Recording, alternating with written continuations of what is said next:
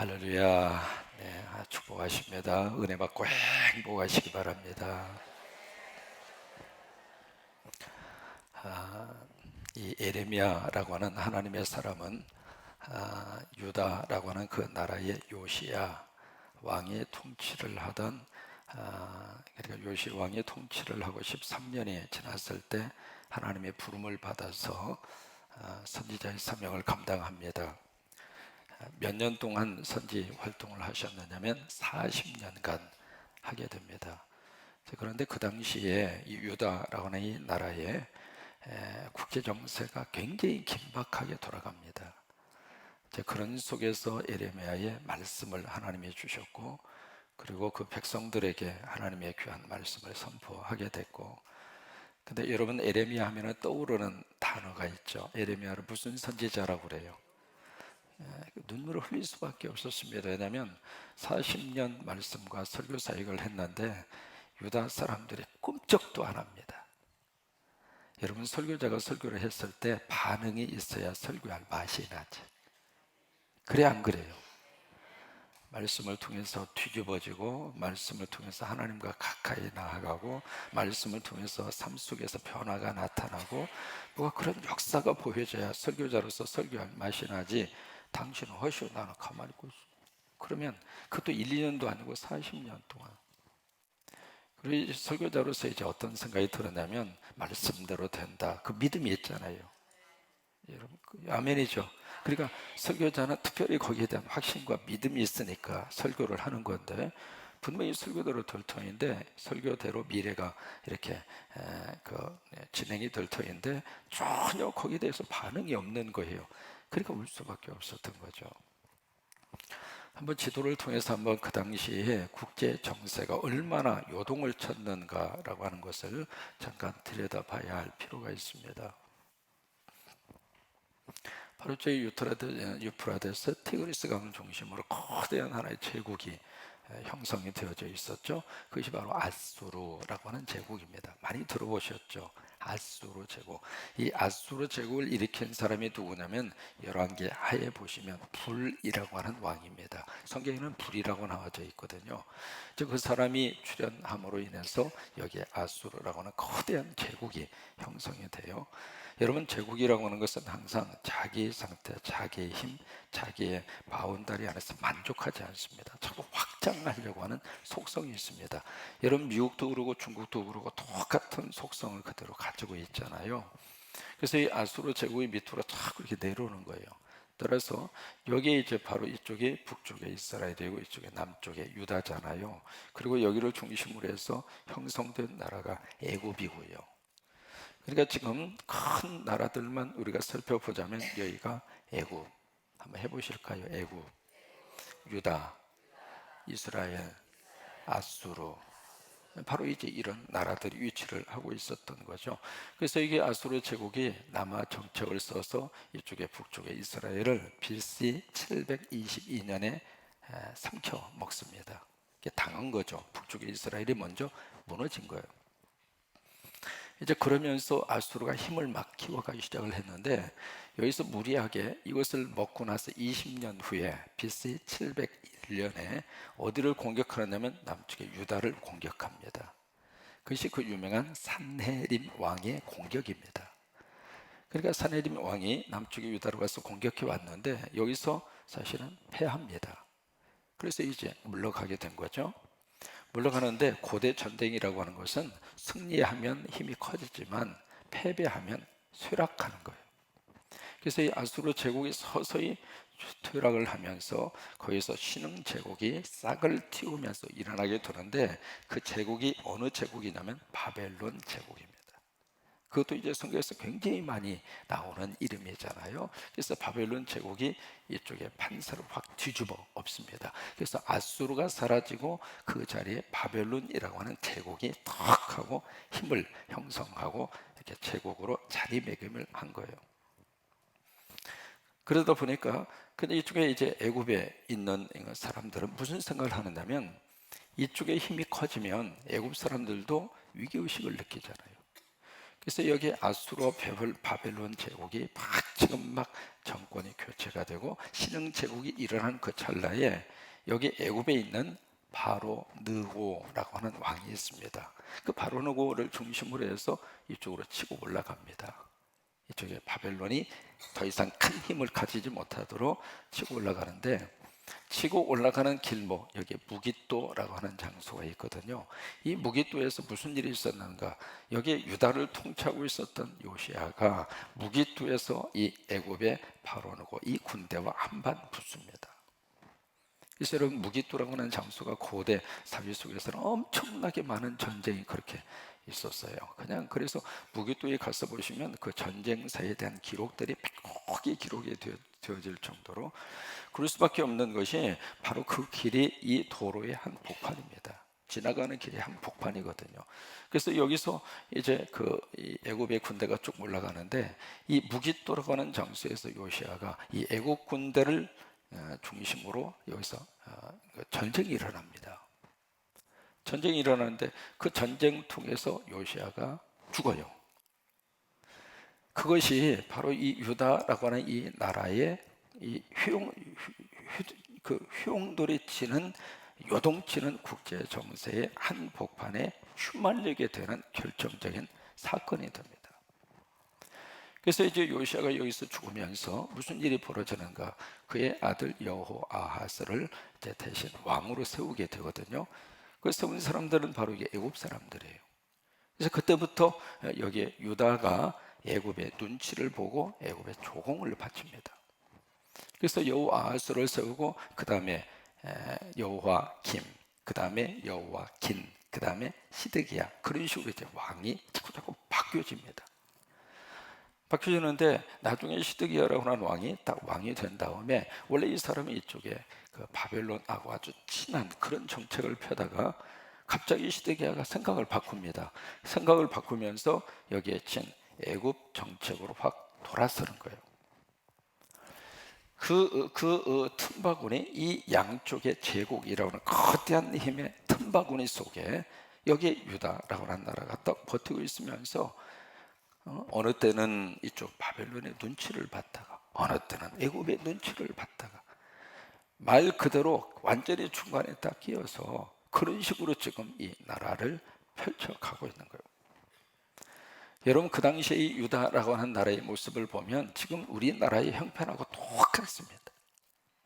지금 중국이 전 세계를 견제하고 중국이 힘을 잡기 위해서 지금 패권 국가가 되기 위해서 미국하고 한판 붙고 있잖아요. 붙고 있는데 도대체 한국이 어디로 붙어야 될까? 여러분, 질문합니다. 우리 1, 2 남신도 형님들, 어디에 붙어야 한국이 살 것 같아요? 손을 한번 들어볼까요? 미국에 붙어야 돼요? 중국에 붙어야 돼요? 가만히 있을까요? 참 묘한, 말 그대로 젊은이들의 표현대로 말하면 낀 세대입니다. 이럴 수도 없고 저럴 수도 없고. 벌써 이 당시에도 마찬가지입니다. BC 이 당시가 바로 7세기, 6세기거든요. 그래서 지금부터 한 2700, 2800년 전의 국제 정세입니다. 이 정세 속에서 여기에 유다나 이스라엘이나 어느 쪽으로 붙어야 이 나라를, 그리고 이 정권을 유지하고 살 것인가, 거기에 대해서 아주 많은 갑론을박이 있었고, 그리고 왕들도 마찬가지고, 그리고 국민들도 마찬가지고.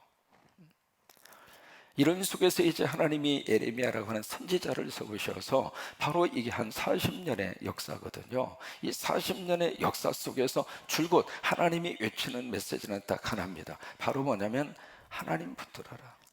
그게 가장 강력한 예레미야 선지자의 메시지예요. 사람 붙지 말아라. 그 어느 한 나라 의지하지 말아라. 물론 필요하지만 외교적인 그런 기술도 필요하고, 그리고 그런 여러 가지 정책도 필요하겠지만은 궁극적으로 이 나라의 운명과 미래는 하나님의 손에 있다. 그러니 하나님 의지하라.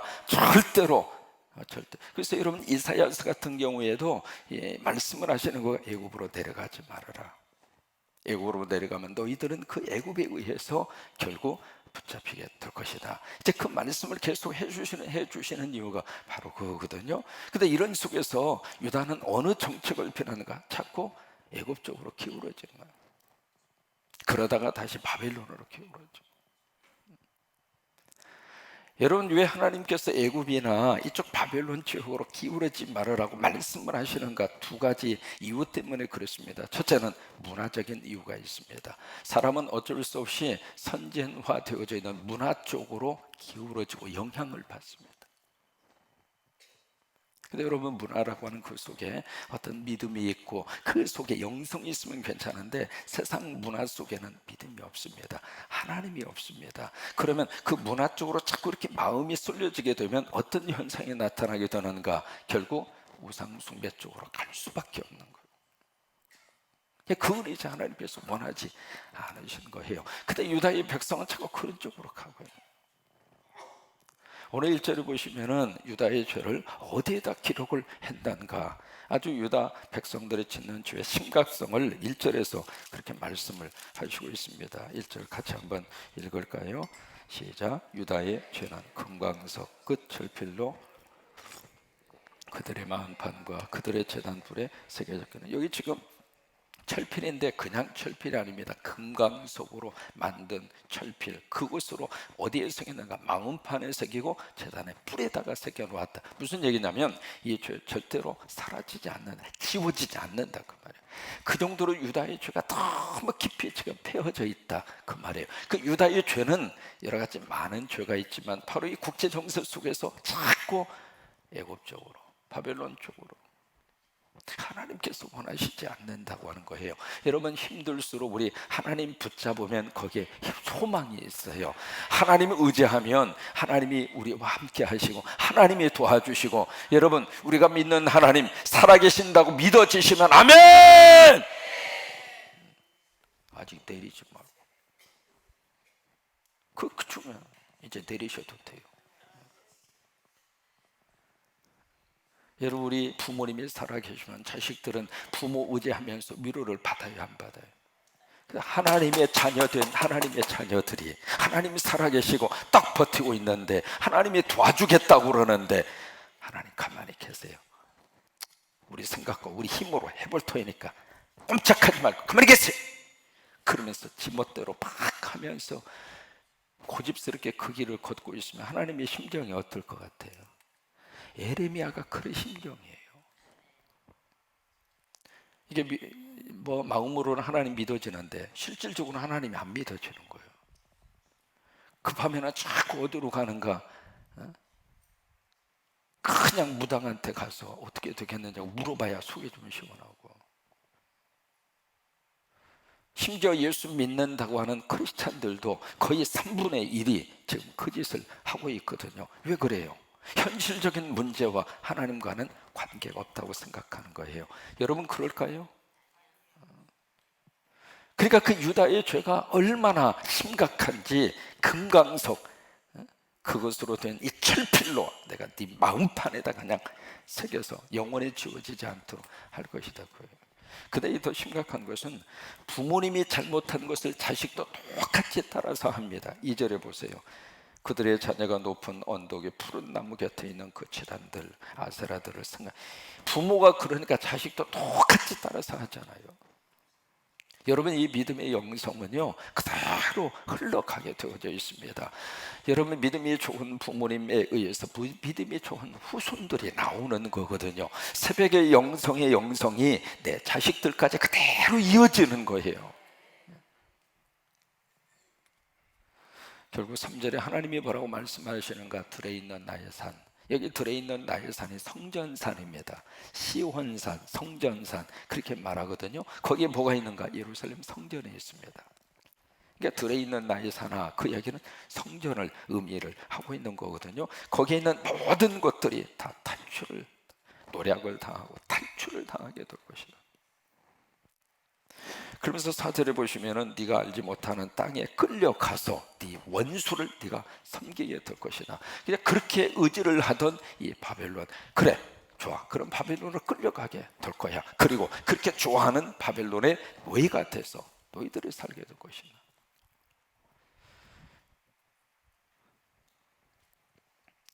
그래서 이제 5절과 6절, 7절, 8절에 두 가지의 타입의 사람을 언급을 하고 있습니다.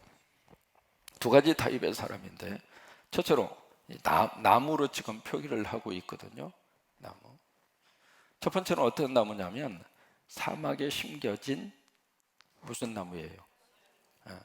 그러니까 사막에 심겨진 떨기나무입니다. 근데 이 나무가 어디에 심겨졌냐면 사막입니다. 영어로 이제 와일드랜드라고 그래가지고 황무지입니다. 황무지. 황무지에 이 나무가 심겨졌습니다. 그다음 이제 두 번째 나무가 있습니다.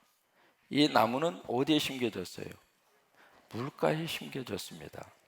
이 두 가지 나무가 나오는 거예요. 그러면 이 황무지에 심겨진 떨기나무는 지금 무엇을 의미하는가? 사람을 의지하며 사람을 믿으며. 그러니까 이쪽의 중심은 바로 누구예요? 사람이에요. 이것을 가리켜서 뭐라고 이야기하는가? 인본주의라고 그래요. 인본주의. 이 인본주의를 기초로 해서 나오는 것이 바로 헬레니즘이에요. 유명한 그 헬레니즘이라고 하는 것이 바로 여기에 뿌리를 두고 있는 거예요. 근데 여기에 이제 물가에 심기운 나무는 바로 무엇을 의지하고 누구를 믿는가? 누구예요? 하나님이에요. 그리고 이것을 가리켜서 뭐라고 하는가? 신본주의라고 그래요. 신본주의. 그리고 이것을 헤브라이즘이라고 그래요. 여러분, 이 세상의 문화와 문명은 이 두 가지로 흘러가고 있는 거예요. 그러니까 사람을 중심으로 한 인본주의로 가겠는가, 아니면 하나님을 중심으로 한 헤브라이즘으로 갈 것인가, 바로 그 문제거든요. 그런데 여기 황무지에 심겨진 이 떨기나무는 어떻게 될까요? 거기에 이제 5절과 6절이 바로 그 내용이거든요. 한번 보실까요? 뭐라고 말씀을 하시고 있는가? 자, 5절에 보실까요? 같이 한번 읽습니다. 여호와께서 이와 같이 말씀하시느니라. 무릇 사람을 믿으며 육신으로 그의 힘을 삼고 마음이 여호와께서 떠난 그 사람은 저주를 받을 것이라. 그는 사막의 떨기나무 같아서 좋은 일이 오는 것을 보지 못하고 광야 간조한 곳 건건한 땅 사람이 살지 않는 땅에 살리라. 그러니까 이 길을 걷는 사람의 마지막 결론은 저주라 이 말이에요. 그러면 정반대로 신본주의, 하나님을 중심으로 살아서 물가에 심겨진 나무는 어떤 결과를 가져오게 될 것인가? 7절입니다. 시작. 그러나 무릇 여호와를 의지하며 여호와를 의뢰하는 그 사람은 복을 받을 것이라. 그런 물가에 심어진 나무가 그 뿌리를 강변에 뻗치고 더위가 올지라도 두려워하지 아니하고 그 입이 청청하며 가무는 해에도 걱정이 없고 결실이 그치지 아니함하다. 와, 할렐루야. 여러분, 어느 쪽이 축복을 받았을까 물어보란 말이에요. 그러면 여기 이 길로 계속 고집스럽게 가서 저주의 인생을 살 것인가, 아니면 이 길을 선택해서 하나님의 복을 받고 살 것인가? 여러분, 그것에 대한 선택은 누가 하는 거예요? 내가 하고 사는 거예요. 이스라엘 백성들에게 이렇게 지금 말씀을 하시고 있는 거예요. 그래, 사람을 의지하면서 계속 그 길로 가면 이렇게 될 수밖에 없다. 그러나 하나님을 의지하고 하나님을 신뢰하고 하나님을 붙잡고 가면 마지막 결과는 이렇게 될 것이다. 여러분, 이 나무라고 하는 것은 종류보다도 중요한 것은 위치입니다. 어디에 심겨지느냐. 아무리 종류가 좋은 나무라 할지라도 심겨진 장소가 물이 없는 곳에 심겨지면 살기가 힘든 거예요. 그러니까 나무는 어디에 심겨지느냐. 이 나무는 기분 나쁘다고 어디로 이사도 못 가. 한번 심겨지면 죽으나 사나 거기서 끝나야 돼. 그러니까 그 자리에 심겨지는데 어디에 심겨지느냐, 이게 참 중요한 거예요. 근데 여기에 물가에 심겨진 나무거든요. 여러분, 이 물이 무엇을 의미할까? 성경에서 물은 하나님을 의미합니다. 그리고 물은 예수 그리스도를 의미합니다. 내가 바로 생수라 그렇게 말씀하시잖아요. 요한복음 4장에서. 그러니까 예수님이 물이라 그 말이에요. 이 물은 무엇을 의미하는가? 성령을 의미합니다. 그래서 결과적으로 하나님과 예수 그리스도와 성령님이 물이에요. 거기에 심겨졌다는 이야기는 내가 믿음 위에 서 있다 그 말이에요. 거기에 서 있으면은 하나님이 우리 인생을 아무리 가물어도, 살다 보면 가뭄이 있잖아요. 그 속에서도 마르지 아니하고 이파리가 나오게 하시고 청청하게 만들어 주시고 열매를 맺도록 역사를 하시고, 그러니까 중요한 것은 내 인생의 뿌리를 물가에다가 심겨놓는 거예요. 그다음에 두 번째로 물가가 어디 있는가? 교회가 물가입니다. 지금은 어느 교회를 섬기느냐 굉장히 중요한 그 시대를 살고 있습니다. 교회라고 해서 다 같은 교회가 아닌 세상이 되고, 그러니까 바르게 말씀의 토대 위에 세워져 있는, 그래서 하나님이 기뻐하는 목표적인 그 비전과 꿈을 가지면서 서 있는 그런 교회를 우리가 잘 기도하면서, 그 교회를 우리가, 교회도 내가 선택하는 거예요. 내가 선택하고 하나님이 보내주시는 거잖아요. 근데 거기에 뿌리를 내려야, 그래야 우리 인생이 푸른 인생으로 하나님이 그렇게 역사하시고 하나님이 그렇게 도와주시고. 그게 여러분, 시냇가에 심겨진 나무라고 하는 것은, 여러분, 저는 우리 군산성광교회가 시냇가 같은 하나님의 교회로 하나님이 교회를 쓰시게 되기를 원해요. 거기에 뿌리를 내요. 그래서 이 두 가지 경우의 케이스로 이게 말씀을 하시면서, 이 이스라엘 백성, 특별히 유다의 백성들에게 너희들은 과연 어느 나무가 될 것이냐. 여러분, 오늘 하루도 이 말씀의 거룩한 물가에 다 심겨져서 우리 1, 2 남으신 우리 형님들 다 하나님이 건강 주시기를 바라고. 오늘 보니까 세상에 20분이나 나오셨어. 와, 세상에.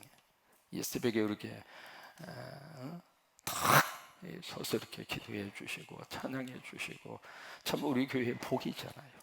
앞으로 더 건강하시기 바라고, 하나님의 더 복 주시기를 바라고.